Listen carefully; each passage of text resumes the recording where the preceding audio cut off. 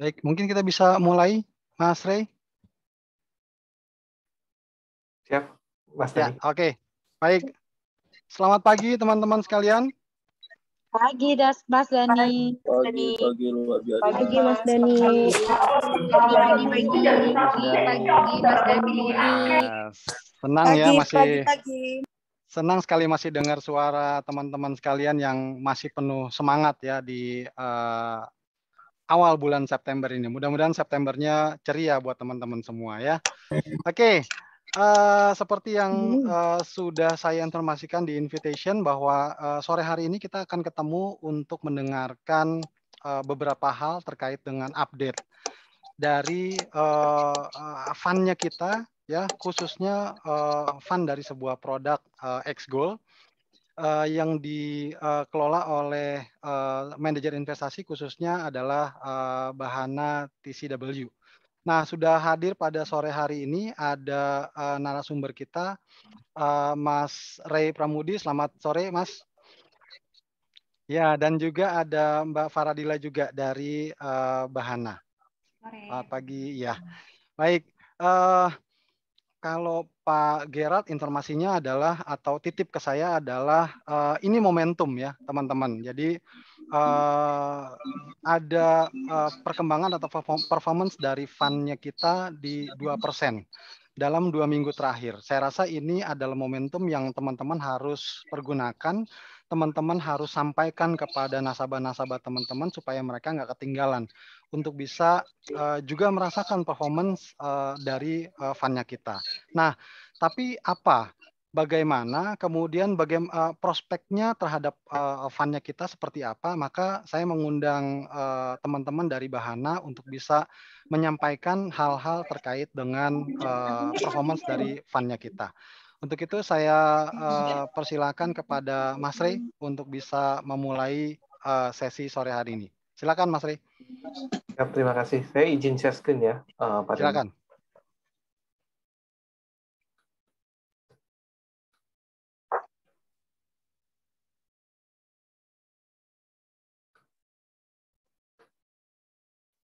Oke, Pak Dani, apakah slide saya sudah terlihat, Pak Dani?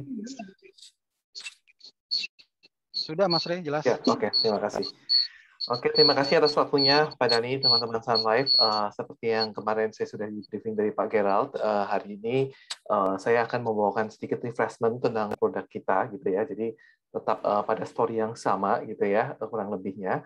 Namun mungkin untuk tambahan, saya juga mengajak rekan saya, fund manager dari Bahana, untuk nanti memberikan sedikit update tentang bagaimana posisinya dan bagaimana apa topik kita, gitu ya. Apa mungkin story-story gitu ya dari saham-saham yang bisa diceritakan pada customer Sun Life seperti itu. Nah juga tadi pagi saya sempat juga ikut event Sun Life. Ada banyak sekali pertanyaan menarik ya dari teman-teman Sun Life yang saya rasa bisa saya bawa juga ke sini gitu ya. Jadi memang waktu saya ikut salah satu concern dari teman-teman adalah tentang taper ya, bagaimana ini taper udah dekat, taper bagaimana nanti dampaknya gitu ya. Nah, mungkin nanti juga akan dijelaskan lagi oleh Bu Faradila, tapi mungkin saya akan sedikit memberikan pengantar gitu ya. Jadi teman-teman yang terjadi malah kemarin Powell gitu ya memberikan berita yang cukup positif gitu ya, di mana taper ini tidak akan disertai dengan kenaikan interest rate gitu ya, dan itu malah membuat saham-saham di US itu naik secara signifikan. Jadi pertanyaan yang sering ditanyakan, apakah taper ini sudah price in? Jawabannya ini adalah berita yang teman-teman udah banyak dengar, saya udah dengar, dan semua orang juga banyak dengar. Jadi memang taper ini sudah di price in di harga saham yang sekarang. Jadi terbukti juga pada waktu ada berita positif pada taper gitu ya, yang terjadi adalah justru surprise positif ini membuat harga saham-saham di US ini meningkat secara drastis gitu ya. Nah, selain itu juga teman-teman ada juga yang menanyakan bagaimana syariah ini di antara dengan taper ini. Nah, saya ingin share juga tentang fund syariah itu bagaimana dengan taper ini. Jadi emang ada research di mana fund syariah ini lebih resilient atau lebih kuat dalam taper ini. Kenapa? ada dua reasons di sini kenapa taper ini lebih kuat ya saham-saham syariah. Yang pertama adalah sektor-sektor di dalam syariah itu sangat minim dengan sektor-sektor finansial. Nah, teman-teman juga tahu di mana kalau nanti ada interest rate hike dan lain-lain gitu ya, liquidity dikurangin gitu ya, itu yang salah satu yang paling terdampak adalah sektor finansial. Nah, sedangkan syariah ini sangat minim exposure pada sektor finansial. Itu yang pertama.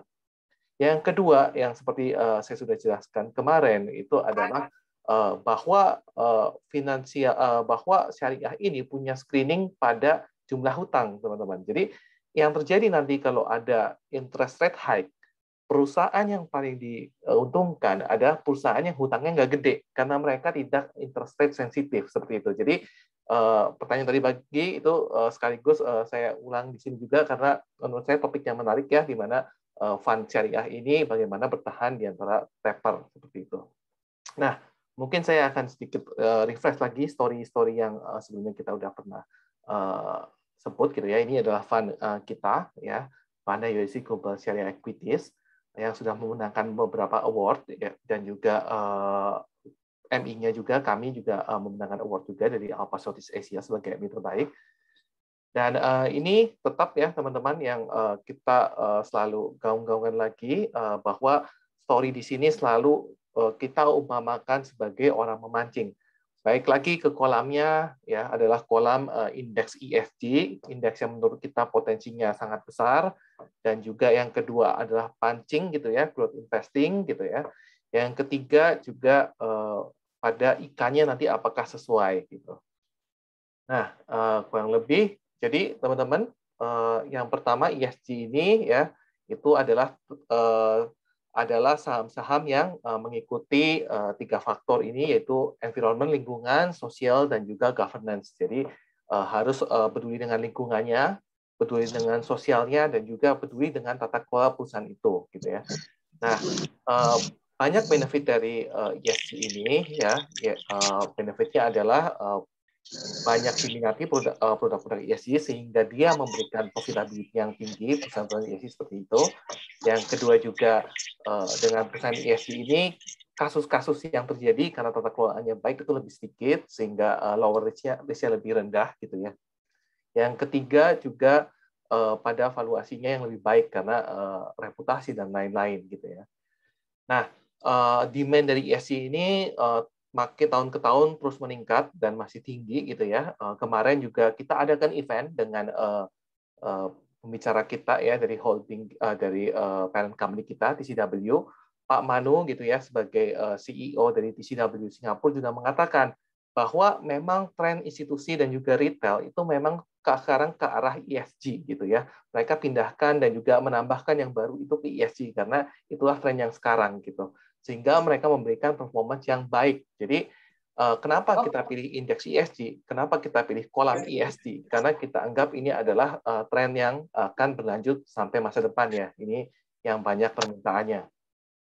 Nah, ini juga teman-teman, kurang lebih di sini kita bisa lihat ya, demand dari ESG itu sangat naiknya itu sangat-sangat drastis gitu ya.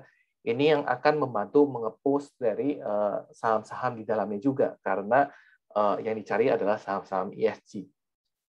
Nah, ini juga teman-teman kurang lebihnya performance kalau kita bandingkan ya tadi yang saya sebutkan bahwa memang performance dari saham-saham indeks ESG dibandingkan dengan total itu ESG memberikan performance yang baik seperti itu.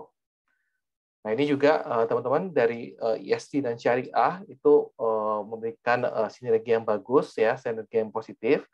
Yang pertama saham-saham syariah ini juga dilihat ya dari cash ratio-nya. Jadi perusahaan ini harus efisien. Jadi jangan pegang cash banyak, putar terus cash-nya sehingga dia membuat performance perusahaannya baik.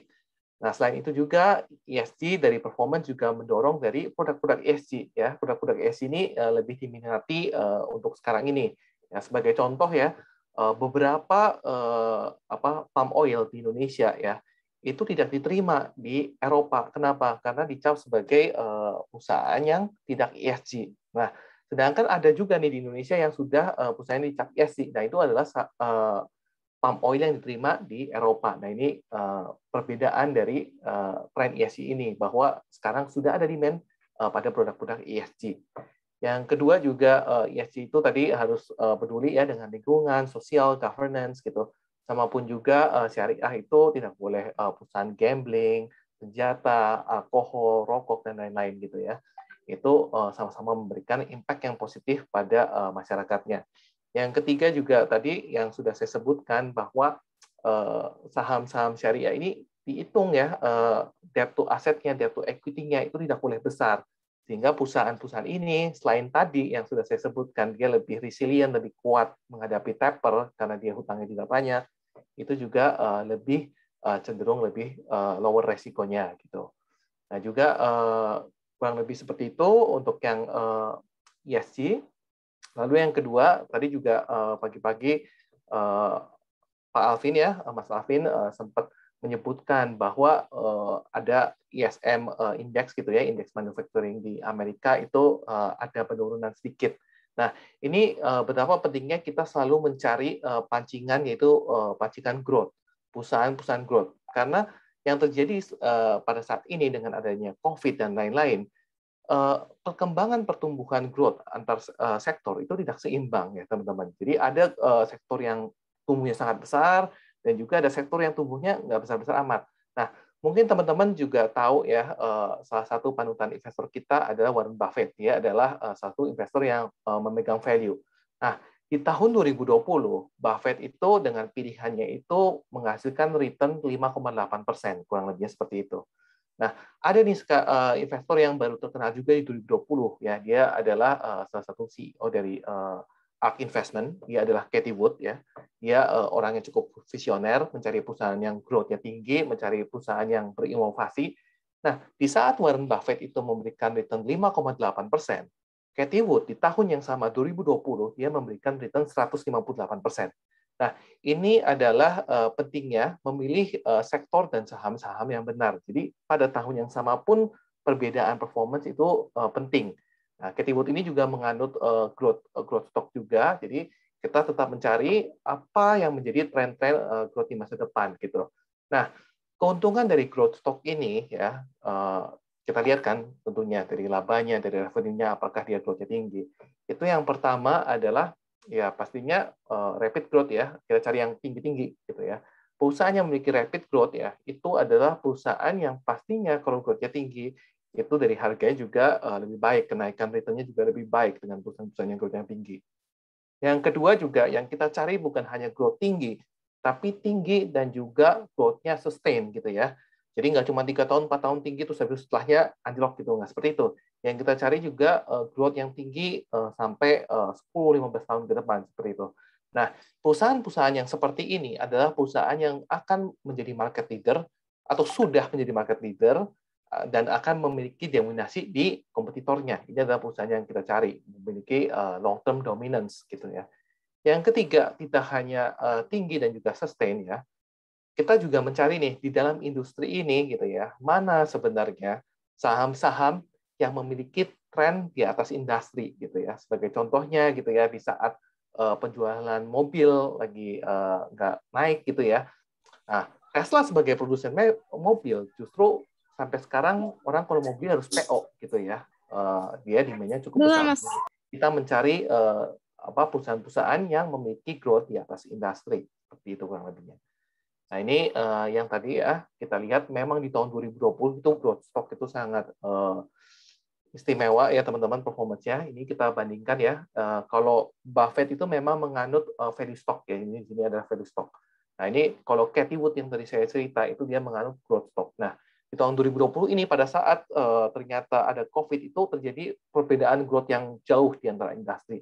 Dan yang terjadi adalah 2020 itu pertumbuhan dari growth stock itu lebih tinggi dibandingkan dengan value stock. Nah, ini adalah yang kita pakai, adalah growth stock. Contohnya seperti apa? Seperti saham Tesla, Microsoft, dan juga Apple. Itu adalah salah satu topik dari fund kita juga. Nah, ini yang terakhir ya, dari screening yang tadi udah ESG, syariah, dan juga growth stock. Nah, kita lihat ternyata yang terbesar adalah sektor information technology, healthcare, dan juga consumer discrete gitu ya. Ini adalah yang kita anggap sebagai sektor winner di saat ini. Ini sudah dijelaskan juga di sini. Ini adalah sektor winnernya, gitu ya. Nah, ini sektor winnernya ini bisa dilihat dengan adanya COVID-19 itu healthcare juga salah satu sektor winner. Tapi kalau teman-teman lihat ya, Garuda Indonesia dan juga Lion Air dan lain-lain pasti terkena dampak dari COVID-19. Work from home juga sama, gitu ya. Microsoft juga jualan software-nya makin kencang dengan adanya orang mulai bekerja di rumah, gitu ya. Dan juga perusahaan Zoom dan lain-lain itu juga membubuhkan laba yang baik, gitu ya, dari perusahaan-perusahaan tech. Yang terakhir juga ada jadi customer behavior, gitu ya. Walaupun orang tuh di rumah ya, itu nggak diam. Ternyata mereka belanja dari Tokped dan lain-lain. Jadi customer display juga diuntungkan, kurang lebih seperti itu. Nah, ini adalah mungkin refreshment teman-teman dari produk kami, Bahana. Nanti mungkin bisa ditambahkan juga nanti dari rekan saya, Bu Farah, untuk deep dive ya, ikan-ikannya atau stok-stoknya dan topik kita apa di saat ini. Oke, mungkin boleh dilanjutkan, Bu Farah.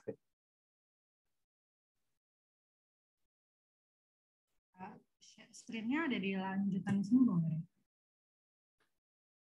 Ya, oke. Jadi ini sedikit aja slides dari saya.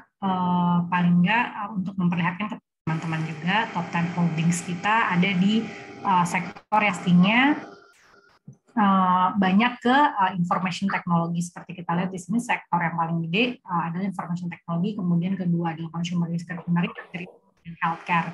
Memang temanya untuk yang quarter ini paling tidak kita menyeimbangkan antara kebutuhan new normal, which is itu masih bergantung sekali sama information technology, plus consumer discretionary. Consumer discretionary ini apa sih?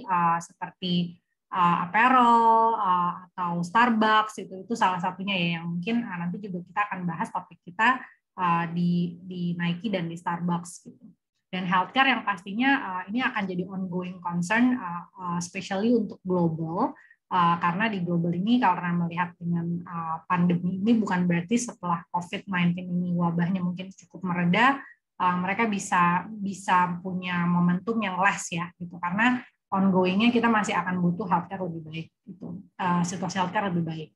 Kemudian untuk pembagian negaranya bisa dilihat United States masih jadi tujuan utama kita untuk berinvestasi, yang kemudian Swiss sama Jepang karena dua negara ini juga banyak healthcare-nya ya. Jadi Swiss sama Jepang. Kita sebelumnya memang punya China, which is ini a bit dragging waktu di bulan Juli akhir, karena Alibaba dan Tencent, tapi kita sudah sangat mengurangi sehingga posisinya hanya 3,7. Kita bisa lihat di sini masih masuk top 10 holdings, cuman sangat kecil sekali ya, compare pada saat itu 6,5% positionnya. Boleh next, Ray. Ini saya berikan gambaran sedikit di sektor teknologi. Tadi mungkin ada nama-nama yang nggak ada di depan, tapi saya lihat bahwa ini cukup prospek buat teman-teman mengetahui bahwa kita punya saham ini. Seperti misalnya Nvidia gitu. Mungkin teman-teman tahu untuk kalau main gaming ya terutama kita butuh graphic card ya di dalam komputer. Ini company-nya mempunyai prospek yang sangat bagus sekali karena bukan hanya di sektor gaming aja, which is dia baru baru launching produk barunya yang sangat laku dan quite limited dijualnya, sehingga ngeboost pendapatan dia di kuartal 2 kemarin sebanyak 90% year on year basis. Juga dia sedang develop ke dunia cryptocurrency. Jadi dia akan bikin graphic card yang akan sesuai untuk mining Ethereum. Kalau teman-teman tahu ya, Ethereum itu banyak digunakan untuk exchange atau apa namanya, mungkin boleh dibantu Re, aku kurang fasih nih di kripto. Ethereum ini untuk digunakan untuk ini ya, untuk fuel ya dalam cryptocurrency sendiri ya Re ya. Ya, itu chain ya, jadi ekosistem di dalamnya banyak sekali. Nanti kalau kripto itu bisa nemplok ya, nggak banyak ya di chain ini untuk aplikasi-aplikasinya. Bisa gaming, bisa financial dan lain-lain. Mungkin paling gampang kita bisa kasih contohnya seperti kalau kita main game tuh kan kita beli coins juga ya. Itu juga salah satu ada penggunaannya juga Ethereum. Tapi itu yang paling simpelnya. Tapi kan itu juga cukup masif ya penggunaannya. Jadi kita melihat Nvidia ini dengan merambah ke dunia cryptocurrency bisa ngasih additional value added gitu. Additional value added itu bukan hanya sekedar di graphic card-nya aja, tapi juga di data center-nya gitu. Hopefully kalau ini dipakai dengan mereka akan bisa pakai ini, tapi harus minta data center-nya juga dari Nvidia, mereka akan punya data cukup banyak yang bisa diolah lagi oleh mereka seperti itu. Kemudian kita juga Microsoft, salah satu dari top 10 ada Microsoft. Kenapa Microsoft? Microsoft tuh seperti yang kita tahu dengan pandemi ini kebutuhan teknologi udah jadi kebutuhan staple ya. Dan Microsoft ini lagi-lagi memberikan advantage-nya dia bahwa dia bisa di saat seperti ini menaikkan harganya dia. Jadi Microsoft sudah mengumumkan untuk menaikkan harga di bulan Maret tahun 2022 sebesar 30% ke atas untuk setiap produknya, tapi juga at the same time Microsoft akan memberikan additional services untuk kita yang masih sebagai pengguna Microsoft dan harus membayar lebih. Jadi dia menunjukkan bahwa positioning Microsoft dalam teknologi ini masih bagus gitu. Untuk itu kita masih cukup positif both di Nvidia dan Microsoft. Mungkin next Ray. Nah, untuk di sektor consumer discretionary sebagai di sektor yang kita punya di nomor 2 terbesar, kita punya Nike gitu. Kenapa Nike? Nike ini masih terus ada, masih kuat ya brandnya ya. Di salah satu report yang ada di Bloomberg, Nike itu sebenarnya memberikan diskon yang cukup rendah compare kepada kompetitornya seperti Adidas gitu. Tapi justru dengan lebih sedikit diskon, volume dia tuh jauh penjualannya lebih baik dibandingkan Adidas. Jadi kalau kita lihat Nike ini masih punya brand positioning di segmennya tersendiri. Ditambah lagi kalau kita lihat di US, mobility ke park dan mobility ke shops itu cukup stable ya, compare di Indonesia misalnya gitu. Jadi kita mungkin nggak bisa bandingin di global sama di Indonesia untuk mobility rate-nya, karena dengan kestabilan ini memberikan confidence kepada masyarakatnya juga tetap untuk berbelanja, nomor 1, dan nomor 2 kemarin sudah mulai back to school ya untuk di US terutama. Jadi ini juga membantu sekali pendapatannya Nike. Dan kita melihat momentum-momentum ini, ditambah lagi kita masih lebih aware kepada kesehatan kita. Jadi produk-produk Nike ini masih akan continuously bisa memberikan positive growth kepada company-nya. Dan kenapa Starbucks? Again, tadi tema kita salah satunya adalah new economy dan economy reopening. Jadi untuk mobility yang improving ini, salah satunya adalah Starbucks bisa jadi beneficiaries. Ditambah lagi Starbucks melihat posisi tahun lalu dan sudah banyak merenovasi toko-tokonya ya. Jadi toko-tokonya banyak yang lebih ke arah untuk drive-thru atau available to pick up only gitu, terutama untuk di global position-nya dan di Amerika. Jadi kita melihat paling nggak secara cost dia akan lebih slim, tapi juga akan lebih fokus kepada volume transaction-nya gitu, karena tidak lagi harus menyewa tempat besar-besar dan sebagainya untuk menjadi cost-nya Starbucks ya. Jadi kita ngelihat mobility-nya naik, jadi Starbucks bisa jadi beneficiaries juga. Berikutnya, Rih. Ini slide terakhir. Mungkin nama-nama ini agak-agak asing ya di sektor kesehatan, karena memang di sektor kesehatan ini nama-namanya bukan umum lah, kita nggak seperti melihat obat ya. Jadi yang di atas nih saya lupa ganti, mohon maaf sebelumnya. Jadi ada satu saham namanya Daiichi Sankyo. Ini adalah salah satu saham di Jepang. Ini juga jadi salah satu topik kita di dalam fund, biarpun tidak masuk top 10, tapi dia cukup punya cuman slightly di bawah Alibaba ya, portfolio weighting-nya. Nah, ini Daiichi Sankyo nih dia udah berhasil mengembangkan vaksin mRNA, sebenarnya sih hampir sama seperti yang Pfizer dan yang lainnya, tapi untuk penggunaannya di Jepang terutama sudah menetapkan bahwa ini akan menjadi booster ketiga buat company ini. Jadi company ini cukup akan mempunyai potensi growth yang baik. Dan ditambah lagi juga dia berhasil dalam mengembangkan pengobatan breast cancer-nya yang akan dipresentasikan nanti di European Society Medical Oncology, which is ini akan memberikan hal yang positif bagi Daiichi Sankyo dan sahamnya. Dan ditambah lagi Jepang lagi menjadi sasaran bagi investor global karena menguatnya yen. Jadi kalau misalnya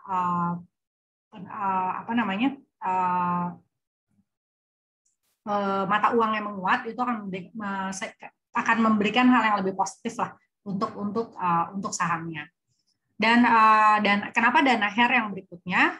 Karena Danaher sangat punya exposure yang besar untuk pengobatan COVID-19 dan treatment lainnya. Jadi kita melihat Danaher juga baik sekali untuk portofolio kita. Demikian dari saya, mungkin kalau ada pertanyaan. Terima kasih Bu Farah. Mungkin saya sedikit boleh ringkas ya Bu Farah, Jadi teman-teman, maksud dari kami untuk memberikan ini juga biar teman-teman Sun Life bisa cerita ke nasabahnya gitu. Jadi waktu dibilang kita sektor tech, sektor healthcare, sektor customer display, nah kita ingin menunjukkan dalamnya itu apa gitu ya. Jadi teman-teman bisa cerita. Contohnya seperti tadi sektor teknologi gitu ya, ada Nvidia yang ternyata growth-nya itu sangat tinggi karena ya orang nggak kemana-mana ya, yang terjadi industri gaming meningkat gitu ya, dan juga crypto juga lagi happening gitu ya, lagi naik terus, itu membuat demand-nya itu sangat tinggi. Bahkan growth dari Nvidia ini tadi sampai triple digit ya, jadi berapa 126% gitu ya. Itu juga Microsoft gitu ya teman-teman. Ini Microsoft selain dari demand-nya meningkat ya teman-teman, yang terjadi Microsoft ini juga saking tingginya demand, dia bisa menaikkan harga. Jadi growth revenue dan juga laba dari Microsoft ini udah ditopang dari demand, ditopang juga dari kenaikan harga itu. Jadi kita lihat memang perusahaan teknologi ini salah satu yang menjadi kunci ya dalam pilihan topik kita gitu ya.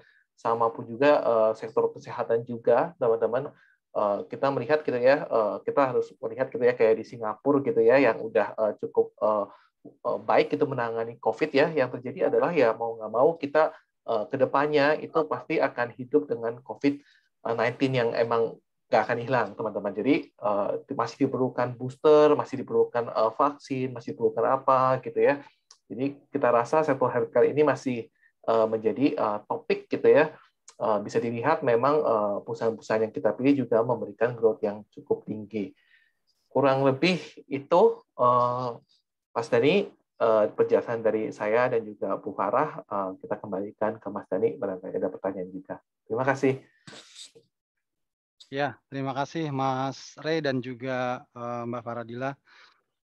Sekali lagi teman-teman yang mungkin masih belum jelas atau mau bertanya terkait dengan penjelasan dari teman-teman dari Bahana, dari Mas Ray dan juga Bu Farah, saya persilakan teman-teman RSM, ASM atau teman-teman IA. Ada? Belum?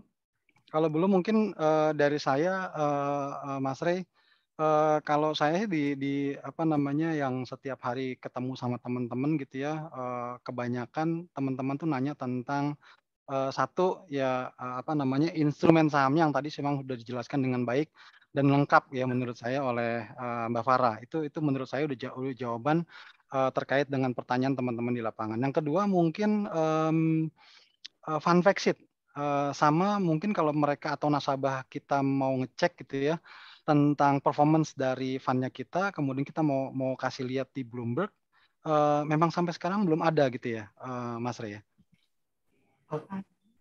Kayak saya kurang tahu ya, mungkin kalau fund Bahana sudah ada dari zaman dulu Pak Dani, cuman di Bloomberg juga sudah ada, cuman sepertinya ini mohon maaf kalau saya salah dikoreksi, sepertinya ada juga fund yang sudah dibungkus dengan Sun Life, itu beda lagi, mungkin itu nanti ada di pihak investasi di. Berarti mungkin ada di internalnya Sun Life gitu ya?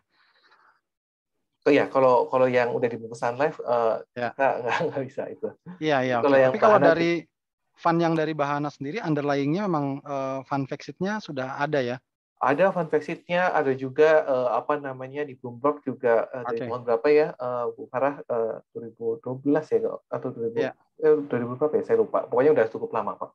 Oke. Berarti mungkin nanti saya bisa jadikan apa namanya kode Bloomberg dan juga fund fact sheet dari underlying fundnya Bahana bisa jadi itu ya sementara buat teman-teman di lapangan untuk dibawa ke nasabah gitu ya.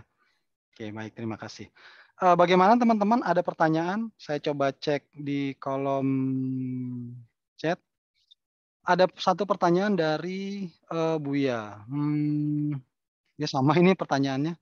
Kalau mau lihat performance Bahana, soalnya dicari di Bloomberg belum ada. Iya, betul. Jadi kalau untuk fundnya kita ya, fundnya Sun Life, memang ternyata saya nanti cek lagi ke teman-teman apa namanya investment di Sun Life apa namanya kapan kita bisa apa namanya informasikan. Tapi kalau untuk kode Bloomberg dan juga fund fact sheet dari underlying atau reksadana dari Bahana sendiri sudah ada. Nanti saya bisa mungkin belas di grup WhatsApp nasional ya, Forum Jakarta, Forum Outrageon dan juga other channel supaya teman-teman bisa langsung cek gitu. Rupanya isunya masih sama nih, Mas Rey. Ya, yang lain mungkin teman-teman kalau ada pertanyaan terkait dengan fundnya Bahana atau mungkin ada yang lagi visit hari ini ke nasabah kemudian dapat pertanyaan-pertanyaan terkait dengan fundnya kita. Nggak ada? Aman berarti ya? Oke, baik nampaknya tidak ada pertanyaan Mas Rey dan kalau menurut saya sih apa yang sudah disampaikan sama Mas Rey tadi terkait dengan refresh produknya sudah cukup jelas. Kemudian ditambah dengan penjelasan detail mengenai apa namanya emiten-emiten yang dipilih oleh Bahana terkait dengan kondisi dan juga dengan metode dari ESG sendiri yang dilakukan oleh Bahana itu cukup jelas oleh Mbak Farah tadi. Saya rasa sudah cukup. Siap, terima kasih Mas Dani. Terima kasih Mas Dani. Iya, baik. Terima kasih sekali lagi buat Mas Rey dan juga Mbak Farah. Dan juga teman-teman sekalian. Sampai jumpa di kesempatan atau market update berikutnya. Semoga sukses buat kita semua. Selamat pagi. Pagi. Pagi, Pagi, Mas Dani. pagi, Mas Dani. Terima kasih Mbak Farah. Terima kasih teman-teman. Pagi, terima kasih Pak.